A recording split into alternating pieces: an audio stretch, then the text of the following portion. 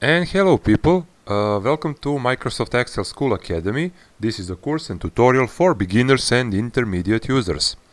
If you watched the previous lessons and if you like them, please click on like and subscribe button and hit the ring bell button to get the further notifications for the lessons I will teach you very soon.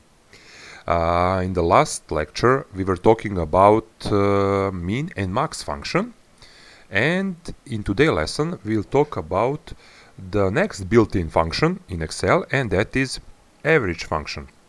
For example, I want to find out what the average amount is for these bills for January, then for February, and so on. And in normally way and regular way I'm going to write this out on paper, or go grab my calculator. I would take all these numbers, I would add them up. I mean this number plus this number plus this number plus this number plus this number, and I would divide by the number of entries. In this case I have 5 entries, and that would give me the average. Well, thankfully there is a built-in function into Excel, and we have that function. It's called average, and that does all of job for us. Where we can find the average function?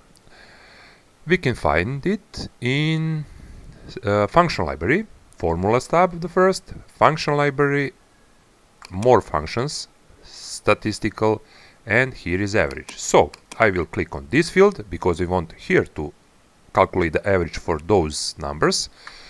Go to more functions, statistical, average, and it shows us the range of cells from B11 to B12, and that is these two cells, and that is not correct.